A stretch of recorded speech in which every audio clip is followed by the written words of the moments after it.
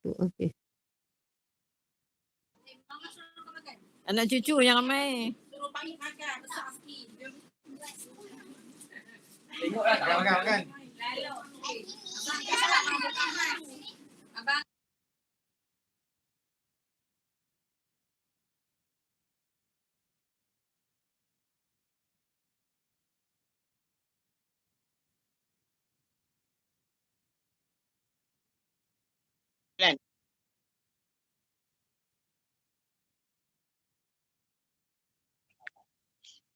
Assalamualaikum warahmatullahi wabarakatuh semua.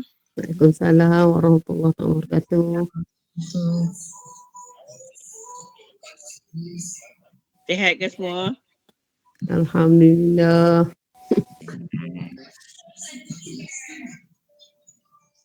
Ingat kau tak join. Lambat masuk ni kak. Lambat sana.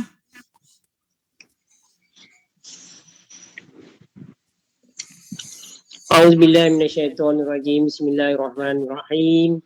Assalamualaikum warahmatullahi wabarakatuh. Waalaikumsalam warahmatullahi wabarakatuh. Alhamdulillahirabbil alamin wassalatu wassalamu ala asrofil anbiya'i wal mursalin sayyidina Muhammadin wa ala alihi wa sahbihi ajmain. Rabbi shrah li sadri wa yassir li amri wahlul 'uqdatam min lisani yafqahu qawli. Subhanaka la ilma lana illa ma 'allamtana innaka antal alimul hakim. Alhamdulillah, syukur kepada Allah SWT kerana dengan kehendaknya juga kita semua pada malam ni dapat berkumpul bersama-sama dalam Google Meet untuk meneruskan program Generasi Al-Quran Surah Taman Jawijaya.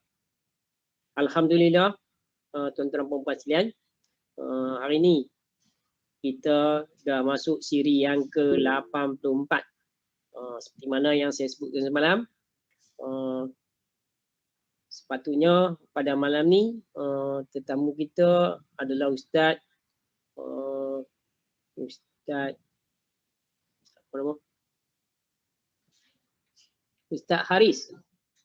Haris bin Mahat daripada Melaka.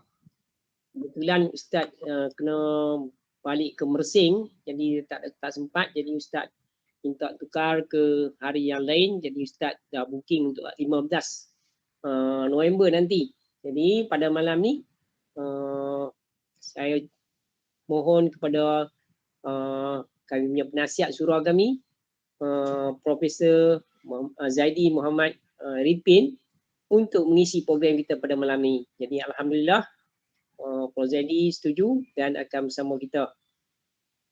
Mana pun? Okey, akan bersama kita pada malam ni. Jadi Prof pun dah ada bersama, jadi marilah kita sama-sama meneruskan program ni dengan sama-sama membuka program dengan baca Al-Quran, iaitu dengan baca surah Al-Fatihah. Al-Fatihah. A'udzubillahi minasyaitonirrajim. Bismillahirrahmanirrahim. Alhamdulillahirabbil alamin. Arrahmanirrahim.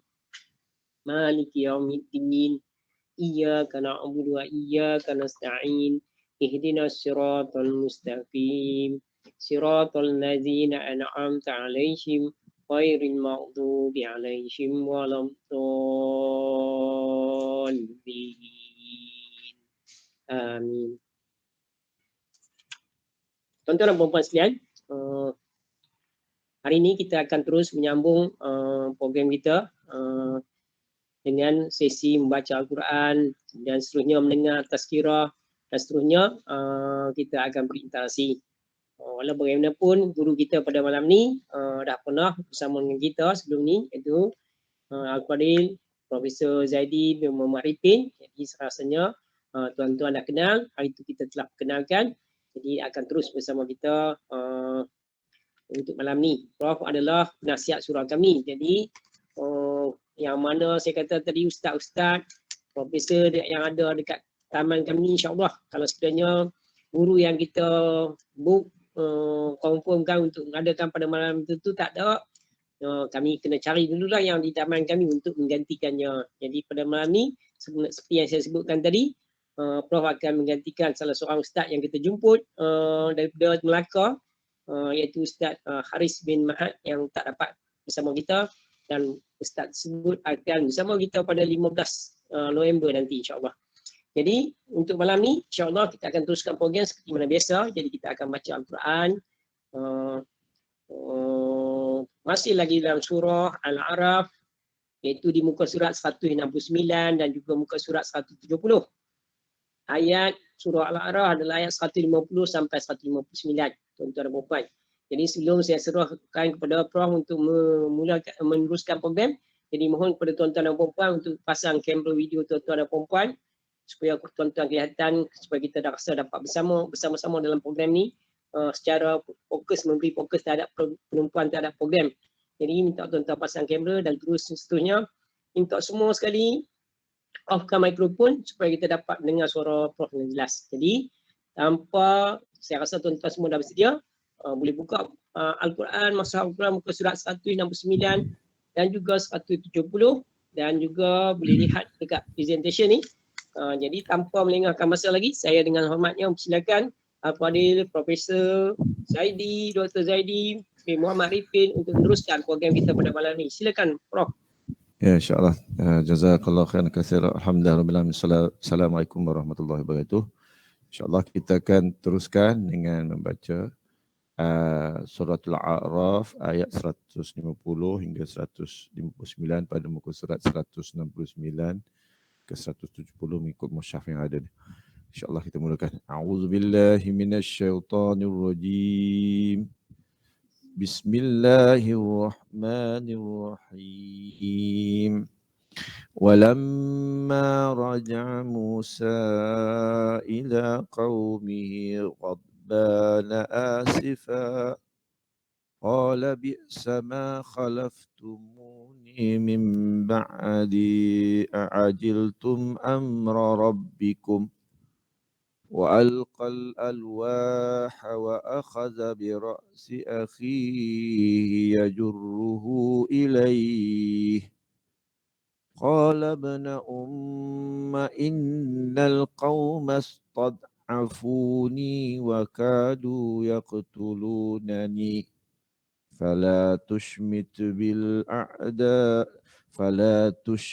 بي الأعداء ولا تجعلني مع القوم الظالمين قال رب اغفر لي ولأخي وأدخلنا في رحمتك وأنت أرحم الراحمين إن الذين اتخذوا العجل سينالهم غضب من ربهم وذلة في الحياة الدنيا وكذلك نجزي المفترين والذين عملوا السيئات ثم تابوا من بعدها وآمنوا إن ربك من بعدها لغفور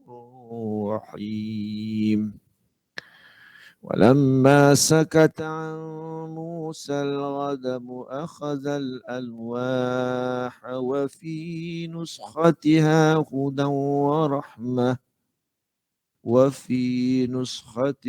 هدى ورحمة للذين هم لربهم يرهبون واختار موسى قومه 70 رجلا لميقاتنا فلما أخذتهم الرجفة قال ربي لو شئت أهلكتهم من قبل وإياي أتهلكنا بما فعل السفهاء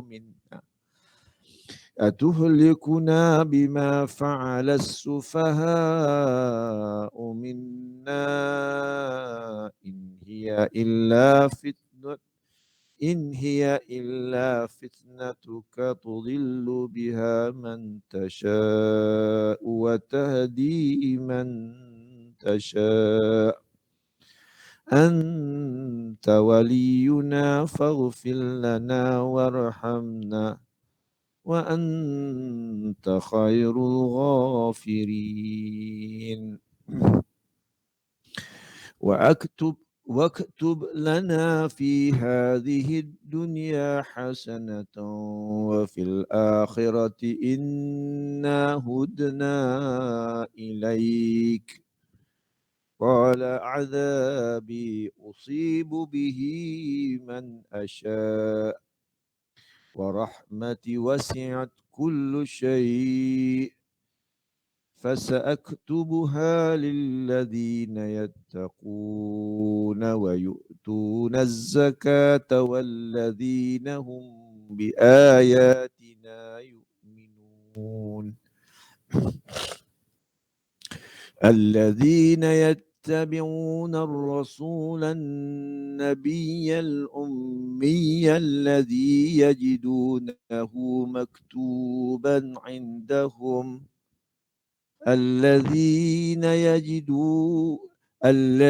يجدونه مكتوبا عندهم في التوراة والإنجيل يأمرهم بالمعروف وينهاهم عن المنكر ويحل لهم الطيبات ويحرم عليهم الخبائث ويضع عنهم إصرهم والأغلال التي كانت عليهم فالذين آمنوا به وعزروا ونصروه واتبعوا النور الذي أنزل معه أولئك هم المفلحون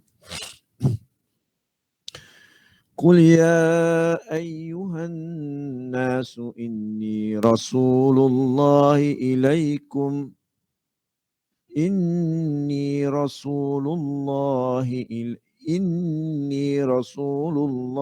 إليكم جميعا الذي له ملك السماوات والأرض لا إله إلا هو يحيي ويميت فآمنوا بالله ورسوله النبي الأمي الذي يؤمن بالله وكلماته واتبعوه لعلكم تهتدون ومن قوم موسى أمة يهدون بالحق وبه يعدلون صدق الله العظيم.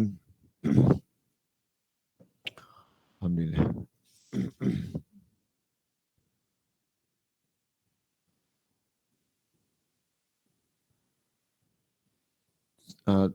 Cikgu teruskan ke? Teruskan. Jadi alhamdulillah kita habis ayat 159. Jadi saya nak ambil kesempatan ni untuk membaca makna dia dulu supaya sekurang-kurangnya kita dapat manfaat daripada makna juga apa yang kita baca. Pada ayat 190, dan ketika Musa kembali kepada kaumnya dengan marah dan sedih, dia berkata, alangkah buruknya perbuatan yang kamu lakukan selama perpergianku. Adakah kamu hendak mendahului janji Tuhanmu? Musa pun melimpahkan luh-luh, yakni Taurat itu, dan memegang kepala saudaranya sambil menarik ke arahnya, yakni Harun, dan berkata, wahai anak ibuku, kaum ini telah menganggap aku lemah dan hampir saja membunuhku. Oleh itu janganlah engkau menjadikan musuh melihat kemarahanmu terhadapku, dan janganlah engkau jadikan aku sebagai orang yang zalim. Dan dia, yakni Musa, Nabi Musa AS berdoa, wahai Tuhanku, ampunlah aku dan saudaraku dan masuklah kami ke dalam rahmat engkau, dan engkau adalah maha penyayang daripada semua yang maha penyayang. Itu ayat 151. Qala rabbi filli wa li akhi wa adkhilna fi rahmatik wa anta arhamur rahimin. Antara doa. Sesungguhnya orang-orang yang menjadikan patung anak lembu itu sebagai sembahannya kelak akan menerima kemurkaan dari Tuhan mereka dan kehinaan dalam kehidupan di dunia. Demikianlah kami memberi balasan kepada orang-orang yang membuat perbohongan. dan orang-orang yang telah melakukan kejahatan kemudian bertaubat dan beriman, nescaya setelah itu Tuhanmu Maha Pengampun lagi Maha Penyayang. Dan setelah amarah Musa reda, diambilnya kembali luh-luh itu, yakni Taurat itu. Di dalam tulisannya terdapat petunjuk dan rahmat bagi orang-orang yang takut kepada Tuhannya. Dan Musa memilih 70 orang daripada kaumnya untuk memohon taubat kepada kami pada waktu yang telah kami tentukan. Ketika mereka ditimpa gebu bumi, Musa berkata, wahai Tuhanku, jika engkau kehendaki, tentulah engkau binasakan mereka dan aku sebelum ini. Adakah engkau akan membinasakan kami kerana perbuatan orang-orang yang kurang berakal di antara kami? Itu hanyalah ujian daripadamu. Engkau menyesatkan dengan ujian itu sesiapa yang engkau kehendaki dan engkau beri petunjuk kepada siapa yang engkau kehendaki. Engkaulah pemimpin kami, maka ampunkanlah kami dan berilah rahmat kepada kami. Engkaulah sebaik-baik pemberi keampunan.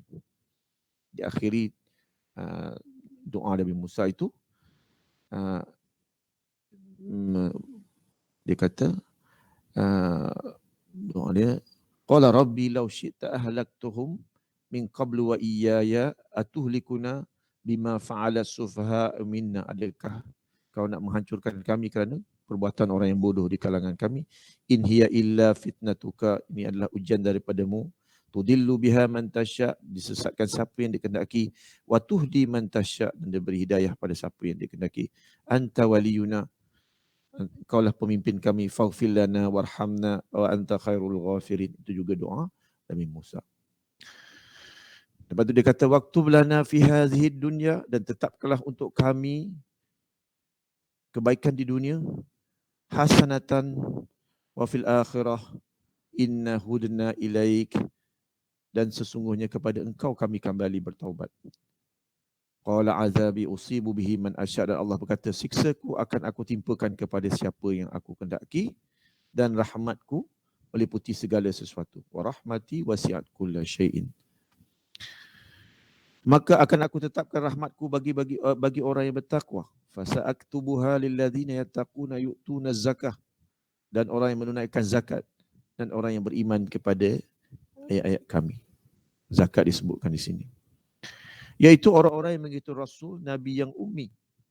Alladzina yattabi'una ar-rasulan nabiyil ummi, yang tidak pandai membaca dan menulis, yang namanya mereka dapat tertulis dalam Taurat dan Injil yang ada pada mereka, yang menyuruh mereka melakukan ma'ruf, yang mencegah daripada kemungkaran, dan menghalalkan segala yang baik, dan mengharamkan segala yang buruk, dan membebaskan beban-beban dan belenggu-belenggu yang ada pada mereka.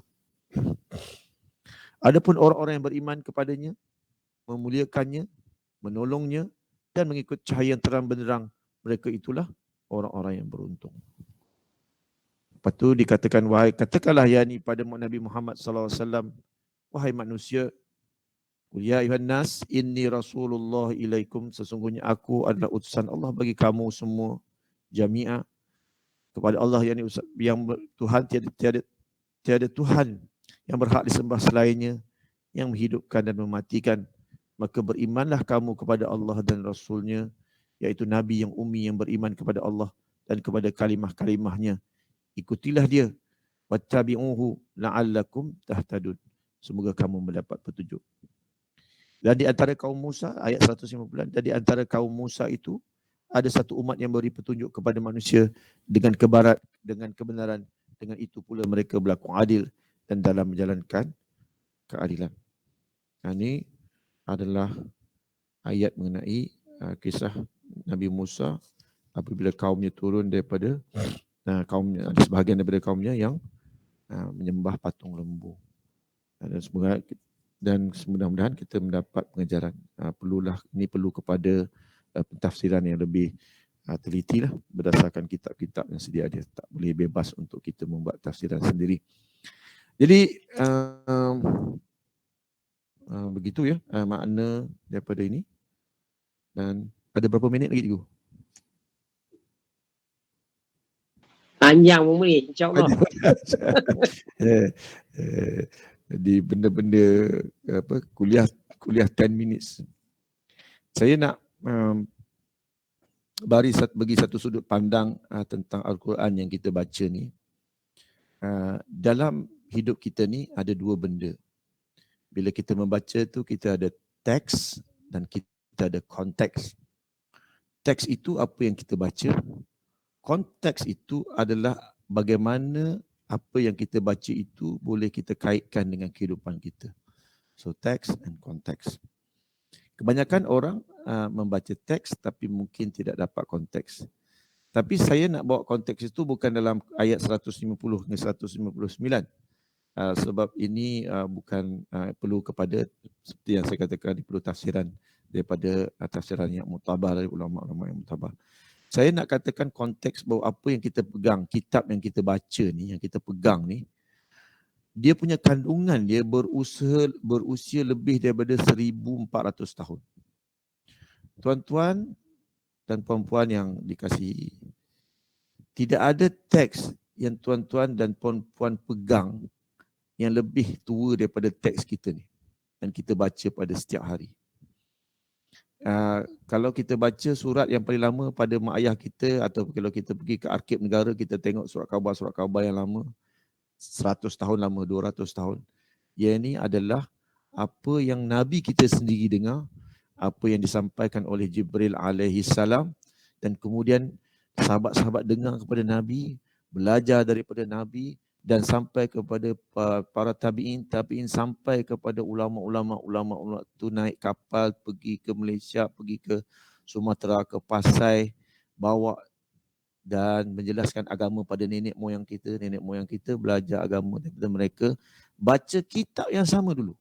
Atuk kita baca kitab yang sama, moyang kita baca kitab yang sama, ulama yang pertama dulu sampai ke tanah Melayu baca kitab yang sama, mereka mendirikan solat yang sama, baca Fatihah yang sama. Kita ini sebahagian daripada orang yang Allah pilih mewarisi daripada mukjizat yang paling besar yang turun kepada Nabi yang mulia, Nabi Muhammad sallallahu alaihi wasallam. Jadi bila kita tahu bahawa yang kita baca ni adalah sesuatu yang disampaikan kepada Nabi besar, junjungan besar kita Nabi Muhammad SAW daripada Allah Subhanahu Wa Taala melalui Jibril, kita kena faham ni adalah perkara yang besar dan perkara yang mulia. Tidak ada ulama ataupun para sahabat atau para tabi'in yang tidak baca Quran ni. Sama ada Hasan Al-Basri, sama ada Syekh Samad Al-Falembani, sama ada Syekh Mutawali, semua baca Quran yang sama apa yang kita baca. Tapi Quran itu tidak memberi kesan yang sama kepada semua orang. Dia memberi kesan yang berbeza kepada semua orang. Macam mana Allah Subhanahu Wa Taala sebut dalam Quran, hujan tu menimpa bumi, bumi itu dia punya kesan daripada timpa hujan itu tak sama. Ada orang di tanah dia subur, dapat bila terima je hujan, tumbuh pokok tumbuhkan bunga tumbuhkan buah tu memberi manfaat kepada manusia dan haiwan sekaliannya. Ada pula jenis padang, dia tumbuh rumput boleh makan oleh binatang seperti lembu dan sebagainya, memberi manfaat pada manusia. Ada pula yang gersang sikit, tumbuh pasir tumbuh lalang. Ada yang sampai Allah sebutkan hati dia macam batu bila air turun kena kat hati kita tu dia melalu keluar saja. Kena tapi tak ada kesan, tak ada benda yang tumbuh daripada Al-Quran. Itu Allah bagi tamsilan kepada kesan Quran kepada hati kita. Allah sebut juga hati yang keras. Hati yang keras ni hati yang tak boleh masuk Quran dalam kehidupan dia.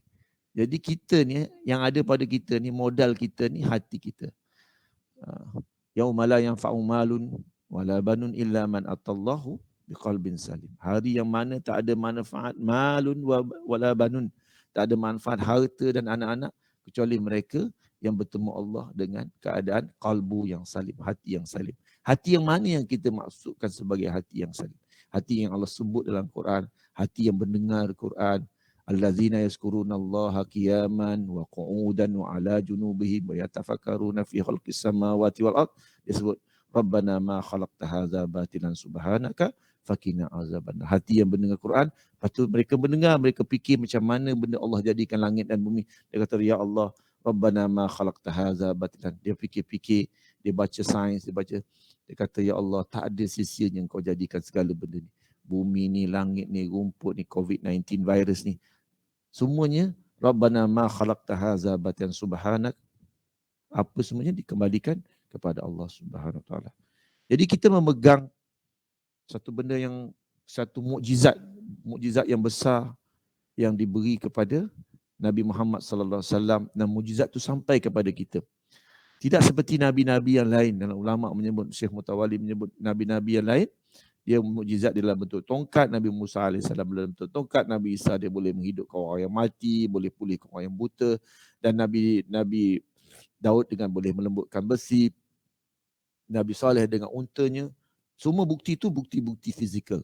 Tapi Allah Subhanahu Wa Taala memilih kita menjadi umat Nabi Muhammad sallallahu alaihi wasallam, dan kemudian diwariskan kepada kita mukjizat yang besar, mukjizat Al-Quran Karim yang memerlukan kita berfikir, memerlukan kita merasai dengan hati kita, dan sehingga kita dapat mendirikan ibadat, boleh menjadikannya sebagai zikir dan sebagai bahan untuk renungan kita sebelum kita berpindah ke dunia lain, iaitu dunia barzakh dan kemudian ke alam akhirat.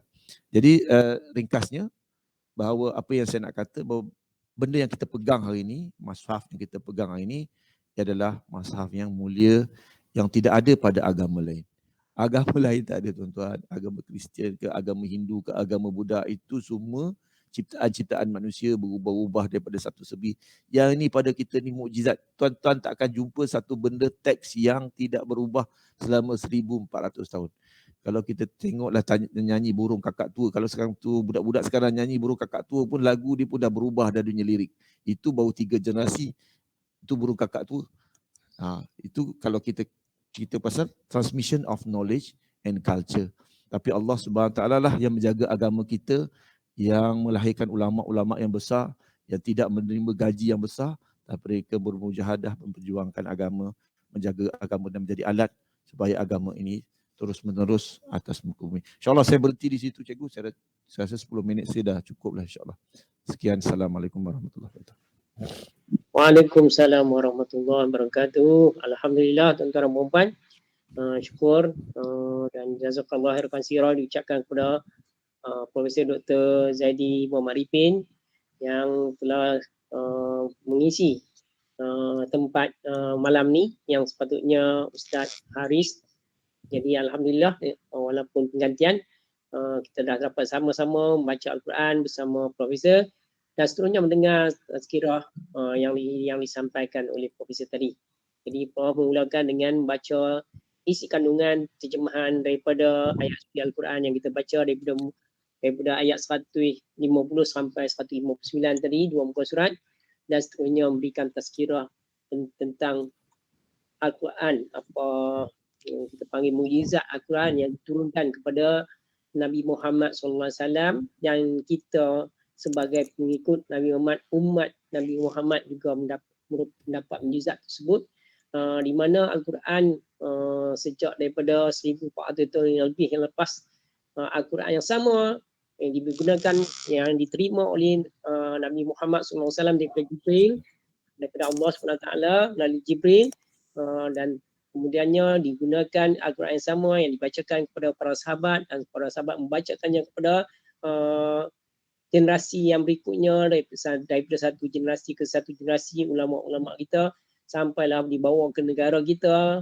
Malaysia, oleh pedagang-pedagang India, dan seterusnya, disampaikan kepada orang di Malaysia, di tanah Melayu pada ketika itu, iaitu daripada kalangan nenek moyang kita yang lepas menggunakan sama, sampailah kepada hari ini ustaz-ustaz masih lagi, dan kita di rumah juga masih menggunakan Al-Quran yang sama. Mungkin bentuk kulit dia, bentuk kertas dia, jenis kertas dia, bentuk tulisan dia, dulu tulis tangan, sekarang menggunakan komputer, berubah, tetapi isi kandungannya, apa yang ditulis, apa yang seperti mana yang dibacakan pada zaman Rasulullah juga kita baca pada masa yang sekarang, tak berubah.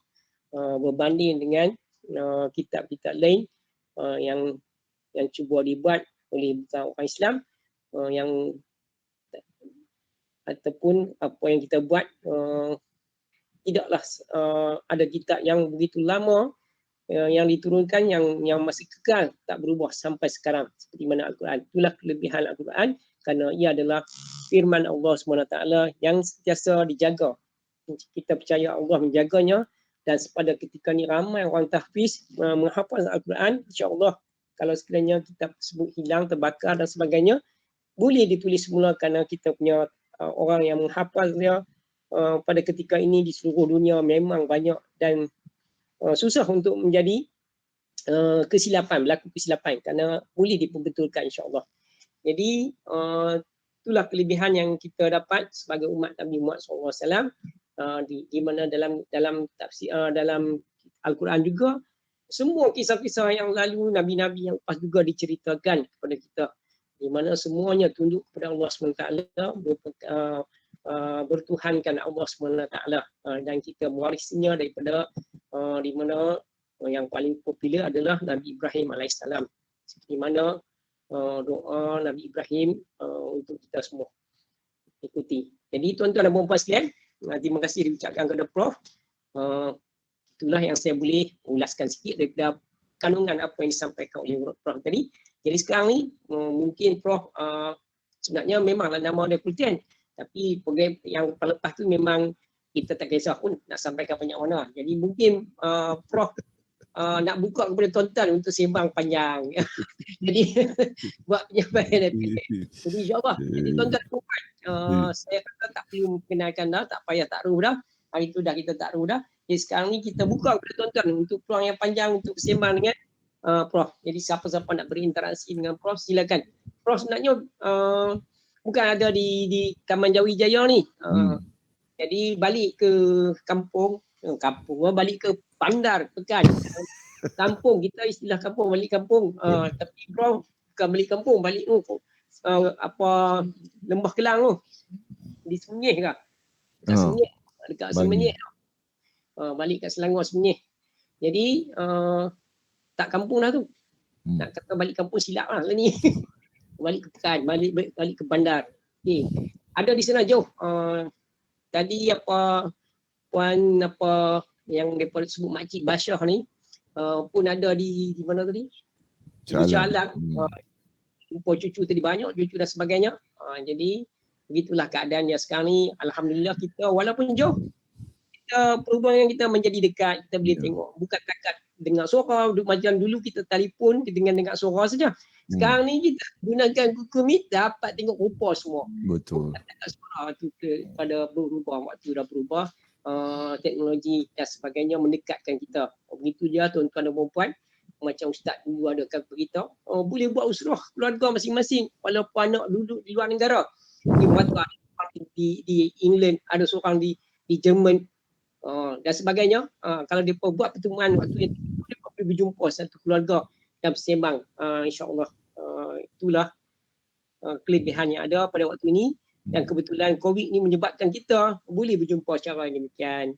Jadi itu pun satu rahmat tuan-tuan dan puan-puan. Jadi tuan-tuan, gunakanlah rahmat ni untuk bersembang, berinteraksi, untuk mengeratkan silaturahim dan ukhuwah. Silakan tuan-tuan, saya silakan kepada siapa-siapa yang nak sembang dulu.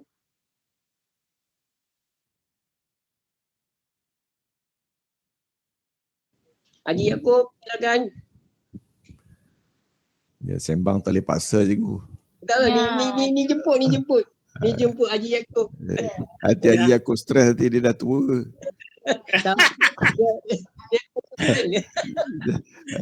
Orang tua-tua juga boleh paksa. Terima kasih Prof. Terima kasih atas bacaan dan tadabbur ayat-ayat tadi daripada ayat ke-50 150 hingga 159. Jadi jelas dan baiklah ulasan daripada Prof tadi tu. Insya-Allah terima kasihlah. Itu saja. Alhamdulillah. Cikgu Yaakob dah tak stres tu. Tadi dia stres, dia cakap hilang stres. Betul. Kalau kita cakap, insya-Allah hilang stres. Masa nak mula cakap tu yang rasa teragak-agak stres. Tapi bila dah cakap, insya-Allah tak hilang stres. Nampak macam Puan Salviah dah bersedia. Silakan Puan Salviah. Ampun. Saya ke? Saya tengok Salviah ada dua. Oh Salviah Sulaiman, silakan. Okey, terima kasih. Assalamualaikum Prof. Waalaikumsalam warahmatullahi. Dikatakan di akhir zaman ayat-ayat suci akan hilang daripada mushaf dia. adakah ni bahasa simbolik pada akhir zaman orang tak tahu baca Quran? Alhamdulillah, terima kasih Puan. Terima kasih Prof. Jadi soalan tu soalan bagus. Tapi kepada orang yang tak berapa pakar lah bidang dia. saya punya pandangan. Jadi pandangan saya itu jangan diambil sebagai seorang yang ahli dalam bidangnya. Kita ada dua cara memahami, iaitu cara literal dan cara bayangan. Dua ayat Quran tu dalam kes ni kalau mengikut ulama-ulama tafsir, kita kena pegang kepada yang literal dahulu. Kalau literal tu tak ada, baru boleh kita cari dia punya bayangan. Jadi kalau dikatakan bahawa akhir zaman tu orang tak baca Quran tu, macam kalau kita rasa kita akhir zaman ni banyak dalam YouTube tu penuh je orang baca Quran. Tapi kalau kita ikut dialog antara Ibnu Abbas dengan para sahabat yang bertanya tentang, dia kata kami dulu baca Quran satu-satu. Kita bila kita apa-apa benda dalil, kita kena tak boleh ambil satu dalil dan kita faham dalil. Kita kena kumpulkan ke semua dalil tentang akhir zaman dan kemudian baru kita membuat satu fahaman umum. Dia tak boleh ambil satu dalil, kita bukan macam fiqh, kita ambil dalil, tak boleh. Kita biasanya ambil dalam 15-16 dalil baru kita dapat dia punya fahaman yang umum. Apa ciri-ciri umat akhir zaman? Dia menekankan orang membaca kerana menunjuk-nunjuk. Satu. Sebelum kita pertama baca kerana menunjuk-nunjuk. Yang kedua, orang menggunakan agama untuk matlamat duniawi. Apakah dia yang dimaksudkan dengan matlamat duniawi? Mungkin untuk perniagaan, untuk mendapatkan keuntungan dan sebagainya. Yang ketiga, dia tidak melaksanakan apa yang dibaca. Dan seterusnya lah. Saya dapat yang tiga tu lah. Jadi tiga tu bila kita even yang tiga ni kita kena jadikan sebagai cermin. Kita letak depan diri kita, okey aku ni 1, 2, 3 ni mana kena pada aku. Jangan ada kena pada orang. Dia kena pada aku dulu. Aku ni baca kerana nak nunjuk-nunjuk ke orang ke tak. Jangan kita si ustaz tu baca nak nunjuk si qari tak. Kita dulu kita ni. Jadi kita kena baca. Okey, confirm lah kita sebab suara tak bagus dan kita pun banyak buat salah, jadi kita baca slow-slow tak tunjuk pada orang. Okey, markah. InsyaAllah Allah terima, tak tunjuk pada orang. Okey, markah 1 situ. Yang kedua, laksanakan ke tidak. Ataupun kita ni tergesa-gesa dalam pelaksanaan. Jadi kalau saya nak jawab pada soalan puan tadilah, saya rasa pada akhir zaman tu kita rasa, akhir zaman ni Allah refer pada zaman yang mana. Kadang-kadang pada zaman lepas, kan kalau ikut faham kita, akhir sekali bila dah kiamat tu, di kiamat tu akan datang bila tak ada nama Allah disebut atas muka bumi ni. Dah tak ada nama Allah sebut atas muka bumi ni. Macam mana tu? Negara mana yang nama Allah? Sekarang ni kita rasa nama Allah sebut tu azan tak berhenti-henti. Jadi faham saya ialah ketika itulah, ketika mungkin matahari dah akan terbit daripada belah barat dan sebagainya. Itu memang saya rasa itu yang mungkin itulah saya ambil literal Saya ambil yang literal, maksudnya ayat itu memang tak ada lah orang tak sebut nama Allah. Memang dah habis dah orang Islam atas muka bumi ni, dah tak ada dah orang solat, tak ada dah orang zakat dan sebagainya, maka mungkin ketiba kiamat. Wallahu a'lam bishawab. Janganlah diambilkan itu sebagai satu kata yang putus hanya sekadar pendapat orang-orang awam sahaja. Terima kasih atas perkongsian. Kurang-kurangnya adalah nampak sikit lah apa orang kata macam mana apa pandangan di akhir zaman. Sebab kadang-kadang saya ingat akhir zaman ni, kalau kita tengok kepada zaman sekarang ni, banyak agamawan-agamawan yang canggih-canggih lagi kan.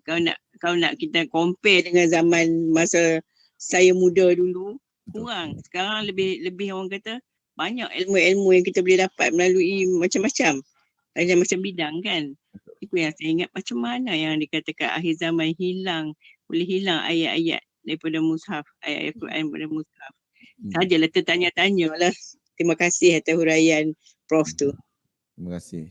Saya sebenarnya kita ni hidup akhir zaman. Akhir zaman ni kita kalau saya lah, Saya terfikir-fikir dialog saya dengan Tuhan akhir zaman. Saya nak kata pada Rasulullah, ya Rasulullah, kami ni umat akhir zaman ni kena banyak bagi makan free. kena bagi banyak makan free. Pasal apa? Kita sebab Rasulullah bagi hadis kan, tahu tak orang yang menjadi saudara-saudaraku. Siapa kami kah? Bukan, kamu adalah sahabat-sahabatku. Saudara-saudaraku ialah orang yang akhir zaman yang tak pernah berjumpa dengan aku tanpa mengingati aku dan sebagainya lah. Jadi kita umat akhir zaman ni. Ada kelebihan, ada kekurangan. Tapi kelebihan kita pada saya lah. Kita sebenarnya banyak alasan. Ya Allah, kami tak pernah jumpa Rasulullah SAW. Orang yang pernah berjumpa dengan Rasulullah SAW menggambarkan keadaan mereka. Rasulullah ni dia ada aura dia tau. Ada aura dia. Kalau kita kalau yalah nanti akhir akhirat ni kita doa pada Allah SWT, kita dapat jumpa baginda Rasulullah SAW, dapat cium tangan dia.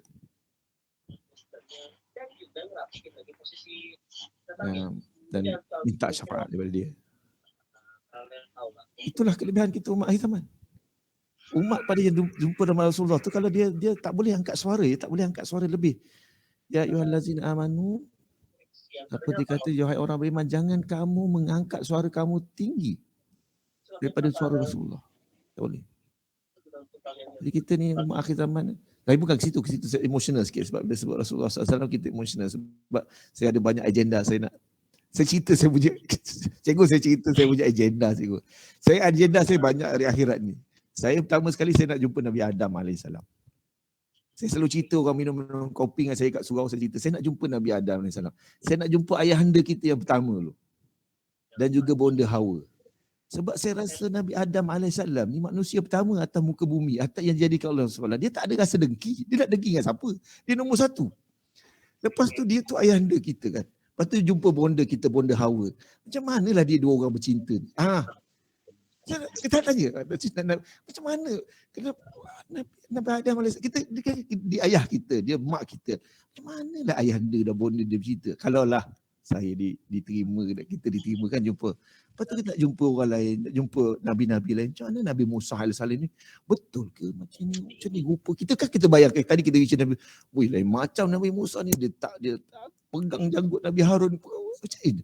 Jadi istilah kan, banyak benda, banyak adventure lah insyaAllah sama-sama. Kita doa kepada Allah SWT. Kita dapat dapat Allah SWT masuk. Nah of course lah kita nak jumpa Nabi Muhammad SAW. Dan kita nak tanya juga banyak benda. Sebab banyak sangat mukjizat, banyak benda yang kita nak. Jadi pada saya benda-benda tu adalah kita antara rahsia-rahsia yang Allah tak bagi pada kita, dan mudah-mudahan Allah SWT bagikan itu sebagai mempertemukan kita dengan kekasih kita, dengan orang yang kita kasihi baginda Rasulullah. Jadi kita umat akhir zaman ni juga. Kita ni banyak teknologi. Nenek moyang kita dulu, dia tak boleh membaca.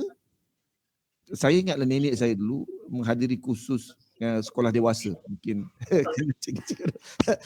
Dia ada dulu lepas baru merdeka, lepas perang, dia ada kelas dewasa tau. Dia dah mengajar macam cerita Piramli, yang cerita apa yang cerita yang dia tiga yang pergi sekolah dewasa. Yang eja lain batang lain. Ya. Nenek kita dulu dia tak kerti membaca, dia tak kerti menulis. Mungkinlah tuan-tuan punya, puan-puan punya nenek dulu. Nenek saya tak dia kalau baca surat daripada anak dia tu macam Allah, macam kita kena buat matematik tambahan lah cikgu. Cikgu buat matematik tambahan dah macam kita orang ni buat matematik tambahan macam Allah seksa. Bacalah satu-satu.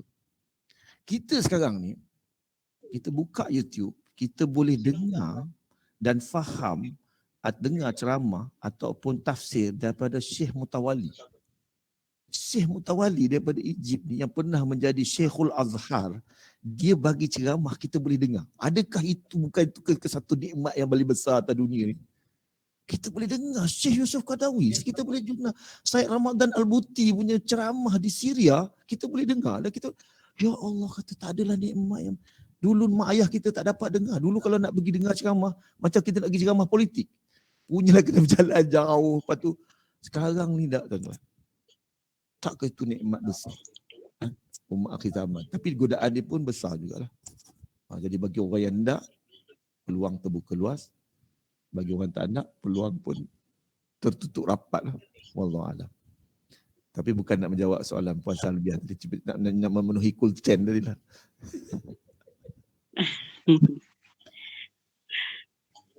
Ya, Cikgu sila. Okey, terima kasih Puan Salbia Sulaiman dan Prof atas jawapan yang diberikan. Jadi tuan-tuan dan puan, mungkin nak minta daripada Puan Nur Samshidah. Mungkin ada komen, ada tambahan apa-apa. Untuk pengetahuan tuan-tuan dan puan, apa Puan Nur Samshidah,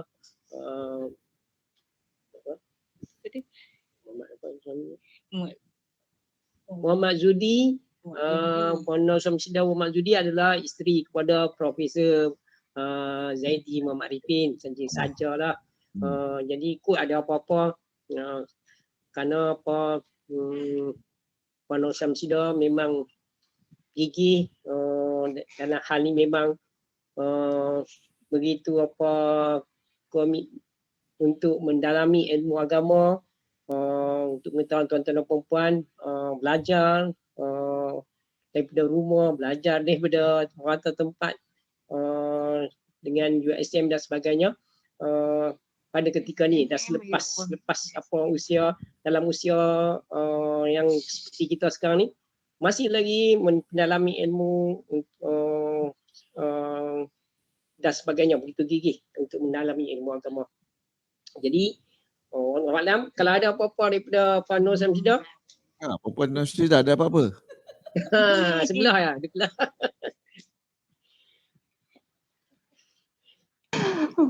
Assalamualaikum warahmatullahi wabarakatuh. Saya tak ada apa-apa nak share. Saya hanya menumpang kelebihan yang ada pada suami. Lebih pada belajar pun hanya untuk lebih pada untuk memahamilah bagaimana saya belajar bahasa Arab tu malah cara penulisan Al-Quran lah, bukannya macam kalau kata nak faham tidaklah.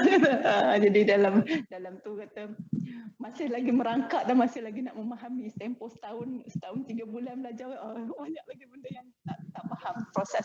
Sebab dia lebih pada cara penulisan Al-Quran, dia bukan macam kita penafsiran ke tafsir ke tak. Ni saya sedang belajar tu lah. Alhamdulillah baru tamat, baru habislah dia punya kuliah akhir dia Selasa lepas. Macam tu lah. Tapi maknanya ulang kaji tu kena berterusan untuk memahami dan untuk kita belajar untuk bagaimana nak kenal cara Al-Quran tu ditadaburkan. Macam tu lah. Wallahualam, itulah apa ni yang saya lalui lah tempoh setahun 3 bulan. InsyaAllah, alhamdulillah dah habis kuliah akhir dia. Alhamdulillah, macam tu je lah. Itulah Ustaz, Cikgu Rahim. Alhamdulillah. Rasanya boleh pergi ambil apa tauliah daripada pejabat agama ni. Terutamanya muslimah dari apa Taman Jawijaya memerlukan. Jadi ada tauliah tu lagi bagus, insya-Allah. Alhamdulillah. Tauliah untuk tajwid je ada. Seterusnya kita Puan Hajar Nolela, ada apa-apa? Silakan. Assalamualaikum Prof. Waalaikumsalam. Prof, saya terpanggil untuk revise balik lah. Pertama kali kita jumpa dalam Google Meet ni, Prof ada sebut pada usia 17 tahun Prof dapat satu Al-Quran yang ada tafsir. Sebenarnya perkara yang ingat ya? Yes. Perkara yang sama berlaku, tapi hari itu saya tak terdapat. Saya dapat juga Al-Quran yang ada tafsir tu, dan bukan mak bapak saya yang bagi pun sebab mereka miskin. Yang beri pada saya tu sebenarnya seorang guru yang mengajar saya tentang 5, dan dia tu adalah seorang Cina. Seorang guru Cina yang sangat prihatin. Mulai daripada hari itu saya memang baca makna sebelum ni langsung tak pernah tahu pun. Jadi hari ni keluar lagi tajuk ni, jumpa Prof lagi sekali. Saya terpanggil nak tanyalah Prof. Zaman Nabi dulu, Al-Quran tu tidak ditulis kan. Semua orang cuba menghafalnya kan. Semua Quran tu ada di dada masing-masing. Jadi Dan akhirnya sampai kepada kita selepas 1400 tahun tu, selepas melalui berbagai-bagai peringkat lah, fasa. Kan? Jadi ada orang cakap dengan saya lah, rasanya kalau tak ditulis, kita mengingat sahaja, mungkinkah lebih ramai orang yang boleh menghafal Al-Quran? Nak minta pandangan bro. Ini cikgu makin lama soalan makin susah. Sebab tu dia nama kuliah 10 minit tapi okey, terima kasih Puan Nolila. Saya dapat Quran umur 12, umur 13 daripada ayah. Bukan 17, bukan dia bagi pun, dia ada, saya bawa, saya seluduk keluar macam tu lah, bagilah. Soalan dia, Quran ditulis sebenarnya, dia ada penulis wahyu. Rasulullah SAW ada beberapa orang sahabat yang diberi tugas untuk menulis wahyu. Ini kedudukannya spesial lah. Dan wahyu itu ditulis di atas lembaran tertentu lah. Ada atas kulit kambing, ada atas kulit kayu dan sebagainya. Yang kemudian dikumpulkan mushaf tersebut dan akhirnya disatukan oleh Sayyidina Uthman. Yang apabila ramai sahabat-sahabat yang hafiz ni mati syahid dalam peperangan, makin lama makin kurang. Dan Sayyidina Umar kata kita kena buat sesuatu dan dikumpulkan mushaf dan akhirnya pada Sayyidina Uthman disatukan mushaf-mushaf ini dan hanya satu mushaf yang rasmi yang keluar, mushaf Asmani. Jadi itu yang sampai kepada kita. Tapi itu bukan soalan dia. Soalan Puan Nolila ialah kalau kita tak ada tulisan, adakah kita hafal lagi ya? Was that the question? Ya. Jawapan dia ya dan tidak. Ya dan tidak. Ada, tak semua orang boleh hafal dan tak semua orang boleh tulis. Allah SWT dengan maha bijaksananya telah meneruskan agama ini banyak dalam bentuk penulisan. Jadi orang yang menulis itu diberikan kedudukan yang lebih tinggi lah. Sebab apa? Hafalan ni dia bentuk, kalau kita berkenalan dengan orang-orang yang daripada Asia Barat, Asia Timur ataupun orang daripada India, Pakistan, sebutan dia pun dah tak sama. Dan ini masalah continuity of the transmission. Masalah bila kita transmit Al-Quran dalam bentuk verbal, kita akan jadi masalah kerana sebutan dah tak sama. Jadi Allah SWT menjaga agama ini dalam bentuk tulisan dan Al-Quran itu ditransmit dalam bentuk tulisan. Walau bagaimanapun, saya juga berpendapat bahawa ada kecenderungan di pihak pendidik zaman sekarang untuk merendahkan nilai hafalan.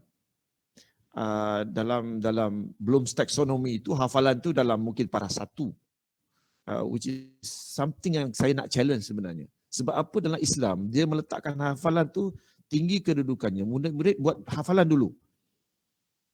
Dalam kaedah berfikir, kita tak boleh analisis kalau kita otak kita kosong. Dia kata, okey, kita ada Google. Google bukan analisis. Google tu macam kamus.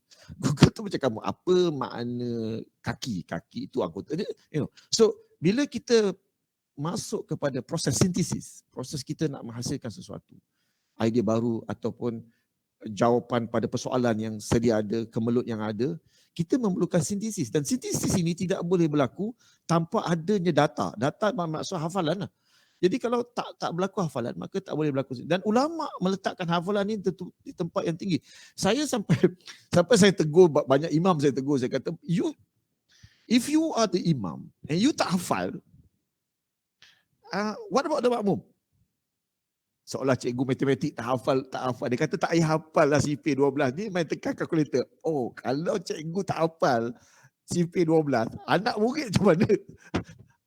That's the biggest dilemma zaman sekarang ni. Dan banyak idea-idea songsang pada saya dalam teori pendidikan baru yang saya rasa tidak berasas kepada data beribu tahun yang kita ada, yang menunjukkan bahawa Quran itu, cuba bayangkan, kita istilah hafiz ya. Kalau hafiz yang sebenarnya bukan hafiz Al-Quran. Hafiz maksud dalam yang sebenarnya menghafal Al-Quran dan 100,000 hadis.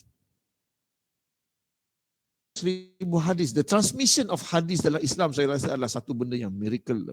Satu benda yang ajaib. Kita boleh baca Sahih Bukhari, Sahih Muslim, Abu Daud, An-Nasai, Tirmizi dan sebagainya. 100,000 hadis. Okay.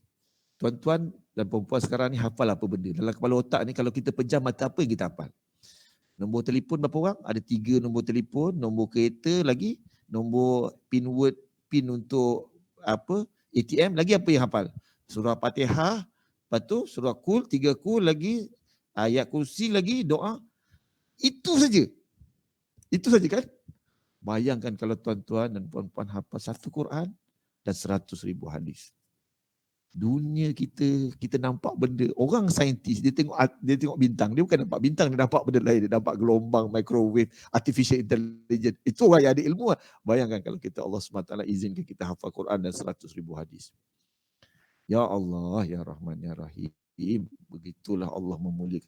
Tuan-tuan, saya bidang akademik ni, saya tengok profesor-profesor ni hafal tak berapa sin pun. Ulama-ulama besar kita dulu hafal 100,000 hadis dengan Al-Quran. Allah bagi dia otak yang macam mana.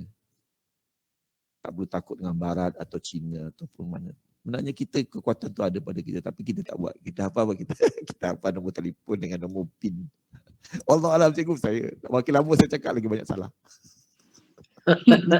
Alhamdulillah, tapi menarik. InsyaAllah. Macam mana cikgu Hajar Nur Lailawati? Okey. Terima kasih. Alhamdulillah. Puas hati. Alhamdulillah. Jadi rasanya cukuplah setakat ni.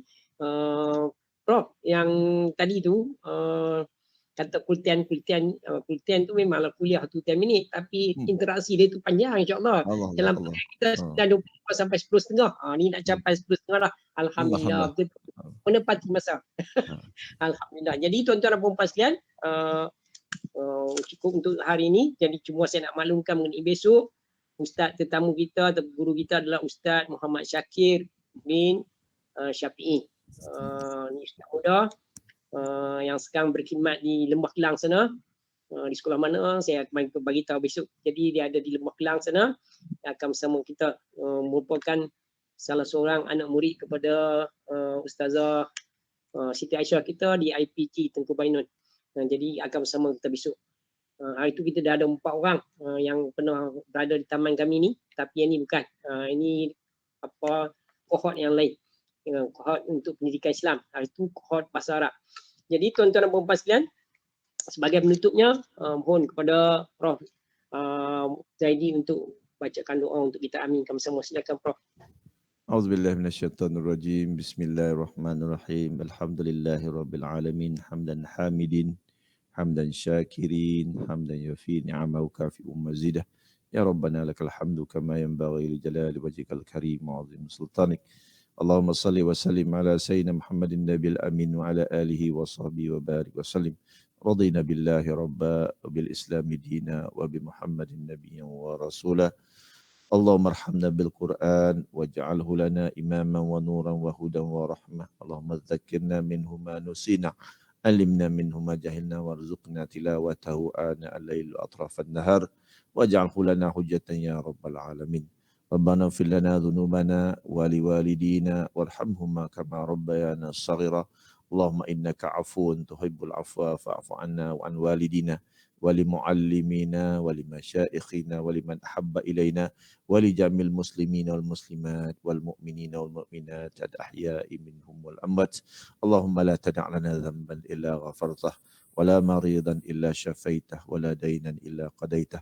ولا حاجة من حوائج الدنيا والآخرة إلا قضيتها يا أرحم الراحمين اللهم اقسم لنا من خشيتك ما تهول به بيننا وبين معصيتك ومن طاعتك ما تبلغ